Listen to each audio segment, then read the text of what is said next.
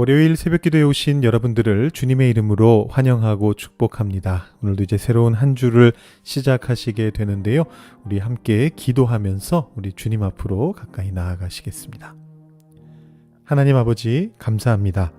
오늘도 우리를 주님 앞으로 불러 모아주시고 하나님 앞에 예배할 수 있도록 하나님께 기도할 수 있도록 하나님의 말씀을 들을 수 있도록 우리의 눈과 귀를 열어주시니 감사합니다.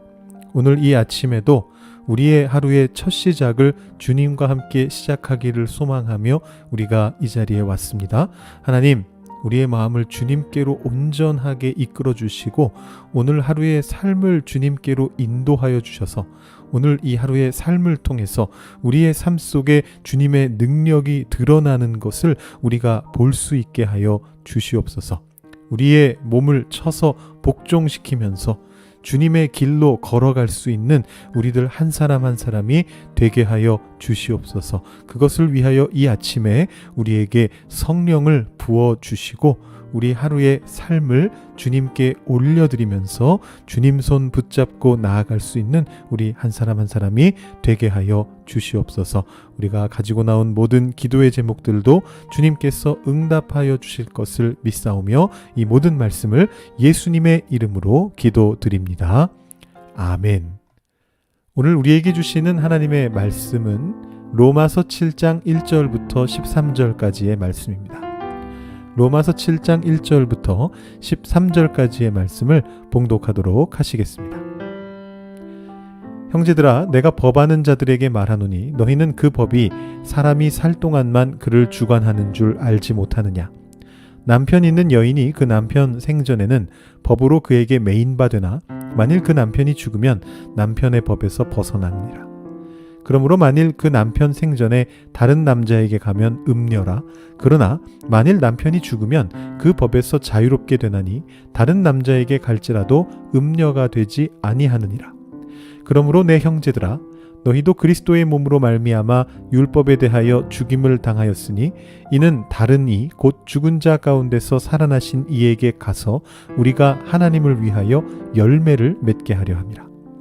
우리가 육신에 있을 때에는 율법으로 말미암는 죄의 정욕이 우리 지체 중에 역사하여 우리로 사망을 위하여 열매를 맺게 하였더니 이제는 우리가 얽매였던 것에 대하여 죽었으므로 율법에서 벗어났으니 이러므로 우리가 영의 새로운 것으로 섬길 것이요 율법 조문에 묵은 것으로 아니할지니라. 그런즉 우리가 무슨 말을 하리요? 율법이 죄냐? 그럴 수 없느니라. 율법으로 말미암지 않고는 내가 죄를 알지 못하였으니 곧 율법이 탐내지 말라 하지 아니하였더라면 내가 탐심을 알지 못하였으리라. 그러나 죄가 기회를 타서 계명으로 말미암아 내 속에서 온갖 탐심을 이루었나니 이는 율법이 없으면 죄가 죽은 것임이라. 전에 율법을 깨닫지 못했을 때에는 내가 살았더니 계명이 이름에 죄는 살아나고 나는 죽었도다. 생명에 이르게 할 그 계명이 내게 대하여 도리어 사망에 이르게 하는 것이 되었도다. 죄가 기회를 타서 계명으로 말미암아 나를 속이고 그것으로 나를 죽였는지라.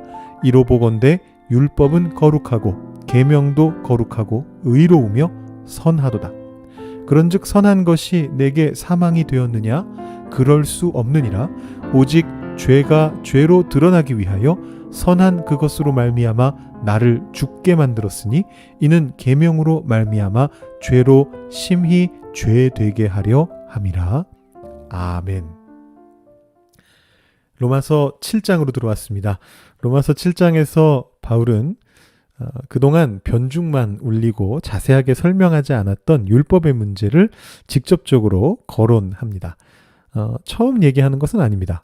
이미 몇 번 이야기했습니다만 매번 간략하게만 얘기하고 넘어갔습니다. 제가 그랬다는 게 아니고 바울이 그렇게 했습니다.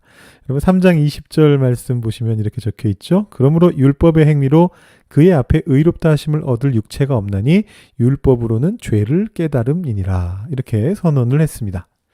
자, 율법의 행위로 의롭다 하심을 얻을 수 없다. 거기까지는 오케이, 좋습니다. 뭐 바울이 지금 믿음에 의한 의로움을 이야기하고 있으니까요. 근데 문제는 그 다음 문장이죠. 율법으로는 죄를 깨닫는다. 이게 무슨 뜻이냐? 바울이 여기서 설명하지 않고 슬쩍 넘어갑니다. 자, 또 4장 15절 보시면 율법은 진노를 이루게 하나니 율법이 없는 곳에는 범법도 없느니라. 이 말씀도 이게 대체 무슨 뜻인가 싶은 내용입니다만 여기서도 슬쩍 말하고 넘어갔습니다. 자, 그 다음은 5장 13절입니다. 이 절만 하면 한 번씩 나옵니다. 죄가 율법이 있기 전에도 세상에 있었으나 율법이 없었을 때에는 죄를 죄로 여기지 아니하였느니라. 5장 이야기하면서 제가 말씀을 드렸는데요. 13절 말씀드리면서 사실은 저도 그때 바울처럼 7장 할 때 다시 말씀드리겠습니다. 이렇게 하면서 넘겼습니다. 바울도 그렇게 넘겼고요. 자, 이렇게 몇 번에 걸쳐서 로마서 안에서 살짝 이야기는 나왔는데 저게 도대체 무슨 뜻인가? 어떤 논리와 근거로서 나온 이야기인가? 그 부분은 얘기하지 않고 넘어갔었습니다. 근데 이제 그것이 7장에서 본격적으로 다루어지게 됩니다. 오늘 말씀 앞부분을 보시면은요, 율법의 성격을 규정하기 위해서 그에 앞서서 먼저 보편적인 어떤 법의 성격을 규정하고 있습니다. 형제들아, 내가 법하는 자들에게 말하노니 너희는 그 법이 사람이 살 동안만 그를 주관하는 줄 알지 못하느냐. 자, 법이라고 하는 것은 사람이 살아있을 때만 적용이 가능합니다. 이건 뭐 오늘날에도 그렇죠. 어떤 사건의 어떤 피의자가 죽게 되면 공소권 없음이라고 해서 재판을 아예 하지 않습니다. 왜냐하면 그거는 의미가 없는 재판이기 때문에 그렇습니다. 바울은 당시의 율법 안에서 혼인법이라고 하는 구체적인 사례를 가져와 가지고 이 사실을 증명하려고 합니다. 이 사례도 사실 제가 늘 이야기하던 그 당시 문화를 배경으로 이해를 하셔야 됩니다. 2절 3절 보시면 남편 있는 여인이 그 남편 생전에는 법으로 그에게 매인 바가 되나 죽으면 남편의 법에서 벗어나느니라.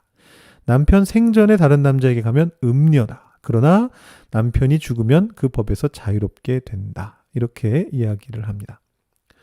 제가 아마 지지난주였나요? 한 주 더 전이었나요? 딱 이 부분에 대해서 말씀을 드렸습니다. 그래서 제가 오늘 좀 짧게 설명해도 여러분들이 이해하시기 편하실 것 같은데 이 당시 가부장 사회에서는 성인 남성, 가부장만이 법적인 권한을 가진 존재로 인정받았기 때문에 그 외의 모든 존재들은 이 가장에게 법적으로 종속되어 있는 그런 존재였습니다. 뭐 여성들도 그렇고 아이들도 그렇고 많은 사람들이 그랬습니다. 그래서 여성의 경우에는 결혼 전에는 아버지의 권위 아래 있고 결혼 후에는 남편의 권위 아래 있고 남편이 죽은 후에는 장성한 아들의 권위 아래 있었다. 이렇게 제가 말씀을 드린 적이 있습니다. 최근 몇 주 전에. 장성한 아들이 없이 남편이 죽으면 다시 본가로 돌아와서 아버지의 권위 아래로 돌아옵니다. 저희가 최근에 레위기 묵상에서도 제사장의 딸이 분가하였을 때의 어떤 사례를 통해서 이 부분을 바로 본 적이 있었습니다. 다시 아버지에게로 돌아오게 되는 경우 그런 이야기들을 했었습니다. 자, 이러한 어떤 문화적인 배경 아래에서 지금 바울이 법을 논하고 있습니다. 남편이 살아있을 때에는 아내는 법으로 남편의 권위 아래 있게 됩니다. 매인바 된다. 이렇게 성경에 표현되고 있습니다. 그렇지만 남편이 죽으면 더 이상 남편의 권위 아래에 있지 않게 되는 것이죠. 자, 물론 그렇다 할지라도 아버지나 아들의 권위 아래로 들어가야 됩니다만 그 당시 사회에서는 어쨌든 남편의 권위에서는 해방이 됩니다. 그래서 남편이 살아있는데 다른 남자에게 가게 되면 음녀가 되는 것인데 남편이 죽은 후에는 같은 일이 벌어지더라도 음녀가 아니다라는 것입니다. 말씀드렸듯이 제가 예전에 말씀드렸듯이 이 당시 사회에서 여성이 혼자 살아가는 것 자체가 불가능하기 때문에 현실적으로 이런 어떤 재혼이 권장되는 것입니다. 이제 그 극단적인 사례가 바로 복음서에 나오고 있는 사마리아 여인인데요. 요한복음 4장에 나오는 남편 5이 있었고 지금도 어떤 남자와 살고 있지만 남편은 아닌 그 상황이 아주 극단적인 사례죠. 그렇게라도 살지 않으면 그 여성이 그 혼자 살 수가 없는 사회였기 때문에 이런 법이 생겨났다라고 볼 수가 있습니다. 자, 제가 좀 이 부분에 대해서 복잡한 문제가 있기 때문에 설명을 쭉 드렸는데요. 이게 사실 메인은 아닙니다. 이 2절 3절 말씀은 사실은 비유입니다. 율법이라고 하는 것이 어떻게 기능하는가를 말하고자 하는 비유입니다. 다만 이제 오해를 줄여드리기 위해서 조금 자세하게 설명을 한 것이고요. 바울이 말하고자 하는 핵심은 어디에 있느냐 하면 4절에 있습니다. 그러므로 내 형제들아 너희도 그리스도의 몸으로 말미암아 율법에 대하여 죽임을 당하였으니 이는 다른 이 곧 죽은 자 가운데서 살아나신 이에게 가서 우리가 하나님을 위하여 열매를 맺게 하려 함이라. 자, 이게 비유가 깔끔하지는 않은데요, 솔직하게. 자, 혼인법의 경우에는 남편이 죽어서 아내가 법에서 풀려나는 것인데, 이 경우에는 그리스도인이 그리스도의 죽음에 참여하면서 율법에 대해서 죽게 되는 것이고, 그래서 율법의 법으로부터 풀려나는 것입니다. 이 비유가 딱 대꾸가 돼서 맞아 떨어지진 않는데요. 어쨌든 간에 양쪽의 경우에서 다 죽음이라고 하는 것이 기존의 법으로부터 벗어나게 만들어준다라는 것을 여기에서 우리가 보게 됩니다. 자, 그 뒤에 이어지는 내용이 이제 5절, 6절 말씀인데, 우리가 육신에 있을 때는 율법으로 말미암는 죄의 정욕이 우리 지체 중에 역사하여 우리로 사망을 위하여 열매를 맺게 하였더니 이제는 우리가 얽매였던 것에 대해 죽었으므로 율법에서 벗어났으니 이러므로 우리가 영의 새로운 것으로 섬길 것이요 율법 조문에 묵은 것으로 아니할 것이라. 자, 여기 여전히 근데 좀 문제가 있습니다. 5절 보시면요, 마치 율법이 죄의 정욕을 유발하는 것처럼 그렇게 이야기를 하는데 이 부분이 아직 확실하게 해결되지 않았습니다. 자, 지금 7장 1절부터 4절 말씀을 통해서 우리가 율법으로부터 풀려났구나, 이 부분에 대해서는 알게 됐습니다. 그리스도의 죽음에 의한 믿음으로 얻는 의라고 하는 새로운 법 아래로 우리가 들어갔습니다. 근데 아직도 해결되지 않은 부분이 있습니다. 그게 뭡니까? 율법이 죄입니까? 이 질문이죠. 율법이 과연 죄인가? 율법으로 말미암는 죄의 정욕이라. 그러면 율법이 악한 것이고 율법이 죄입니까? 이 질문이 생겨날 수밖에 없습니다. 실은 이 질문은 바울이 스스로 한 것입니다. 바로 밑에 7절 보시면 바울이 그것을 인용하죠. 그런즉 우리가 무슨 말을 하리요? 율법이 죄냐? 그럴 수 없느니라. 여기서 지금 바울이 탐심에 대한 이제 새로운 어떤 사례를 가져옵니다. 탐내지 말라라는 그 율법을 가지고 탐심에 대한 새로운 논리를 펴면서 율법 자체가 죄인 것이 아니고 율법을 통해 우리의 죄를 인식하게 된다라고 그렇게 말을 합니다. 근데 거기서 사실은 멈추지가 않습니다. 근데 이 율법이 우리 죄를 인식하게 만들어주는데 그 기능이 워낙 커가지고, 굉장히 커가지고, 이게 그냥 단순히 우리 죄를 우리가 한테 죄가 있구나라고 인식시켜주는 수준에서 머무는 것이 아니고 그 죄가 우리 안에 있다는 것을 아예 규정해주는 역할을 하는 것입니다. 그러니까 우리가 우리 죄를 스스로의 힘으로는 넘어갈 수 없다라는 우리의 처절한 어떤 우리의 실존을 드러내는 그런 역할을 율법이 지금 여기서 하고 있다라는 그런 얘기를 합니다. 그러면서 아주 강한 표현으로 얘기를 하죠. 8절에 보시면 그러나 죄가 기회를 타서 계명으로 말미암아 내 속에서 온갖 탐심을 이루었나니 이는 율법이 없으면 죄가 죽은 것임이라. 율법이 없으면 죄가 죽은 것이나 마찬가지다. 아주 강한 비유법인데요. 실제 의미는 이 율법이 죄의 치명적인 성격을 드러내주는 그 역할을 하게 해준다라는 그런 말씀입니다. 13절에 보시면 이렇게 적혀 있거든요. 그런즉 선한 것이 내게 사망이 되었느냐? 그럴 수 없느니라. 오직 죄가 죄로 드러나기 위하여 선한 그것으로 말미암아 나를 죽게 만들었으니 이는 계명으로 말미암아 죄로 심히 죄 되게 하려 함이라. 죄가 죄로 드러나도록, 죄가 죄 되게 하도록 율법이 트리거 역할을 하는 것입니다. 그것이 하나님이 주신 율법의 어떤 역할이었다라는 것이죠.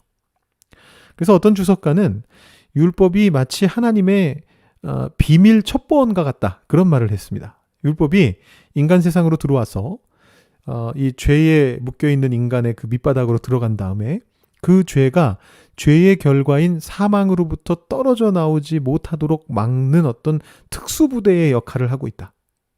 죄가 죄 되게 한다. 죄의 법 아래에 있는 사람이 죄의 결과인 사망에 도달하게끔 만든다. 그것이 하나님이 부여하신 율법의 역할이었다. 이렇게 주석한 바가 있습니다. 율법에 대한 이 7장의 말씀은 굉장히 교리적인 내용이고요. 사실 이런 말씀은 깨달음은 참 많이 줍니다만 이것을 우리 삶에는 도대체 어떻게 적용을 해야 되는가, 그런 의문이 드는 말씀이기는 합니다. 율법에서 풀려나서 성령의 법으로 들어가는 것은 내일 모레인 8장의 내용입니다. 근데 그것을 미리 앞으로 당겨와서 오늘 말씀의 결론으로 삼는 것은 좀 적절하지 않은 것 같습니다. 뭐 그렇게 해도 되기는 되는데 그렇게 하면 이제 오늘 묵상, 내일 묵상, 모레 묵상이 다 똑같아져야 되는 거죠. 성령의 영으로 우리가 해결합시다 이렇게 돼버리게 되는 건데 그렇다면 오늘 말씀을 우리가 어떻게 한번 적용해 보면 좋을까요? 한번 적용을 그래도 어쨌든 시도는 한번 해봐야 되죠.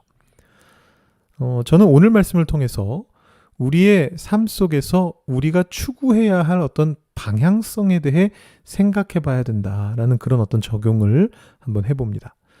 남편 있는 여인이 생전에는 남편의 법에 묶여 있다가 남편이 죽으면 풀려나게 된다. 이 당시 사회의 문화 속에서 그러하다라고 이야기를 했습니다. 근데 그래도 결국은 제가 지금 비유법으로 말씀드리고 있는 건데요.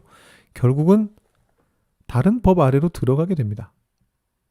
남편의 법에서는 풀려나게 되지만 왜냐하면 당시 사회가 여성 혼자서는 살아갈 수 없는 사회니까 그러면 다른 남자에게로 가든지 재혼을 하든지 아니면 결혼하지 않고 그 사마리아 여인처럼 그냥 어떤 남자에게 가서 얹혀 살든지 아니면 아버지에게로 돌아가든지 뭔가 그렇게 해야 됩니다. 우리가 과거에 우리의 습성을 이렇게 던져버리더라도 어떤 다른 습관과 법 아래로 결국에는 들어가게 됩니다. 그게 우리의 삶입니다. 하나님의 법을 벗는다 할지라도 우리가 선택하게 되는 어떤 삶의 습관과 법이 결국은 다시금 우리를 묶게 될 것입니다. 법이 전혀 없어도 되는 완전한 자유를 누릴 수 있는 방법은 이 세상 속에서는 없습니다. 결국에는 어느 법 아래론가 우리가 들어갑니다. 우리 스스로를 그 법에 묶이게 만듭니다.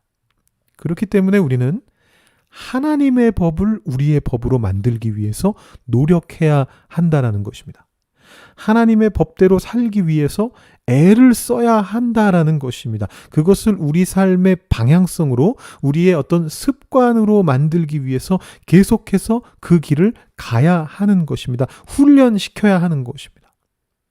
여러분 혹시 힘드시더라도 포기하지 마시고 주일 말씀에서 들으셨던 것처럼 말씀 읽고 묵상하시면서 또 찬양 부르시면서 하나님의 길, 하나님의 법을 향해서 걸어가실 수 있는 여러분들이 되시기를 바랍니다.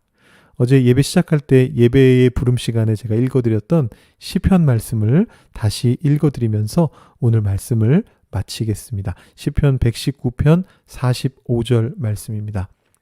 내가 주의 법도들을 구하였사오니 자유롭게 걸어갈 것이오며. 우리에게 자유를 가져오시는 유일한 법인 주의 법도 아래에서 자유롭게 걸으시는 여러분들이 다 되시기를 주님의 이름으로 축원합니다. 우리 이 시간 오늘 말씀 생각하시면서 기도하시고요. 여러분들 가지고 오신 개인적인 기도 제목 하나님께 올려드리시고 오늘 예배를 마치시길 바랍니다. 기도하시겠습니다.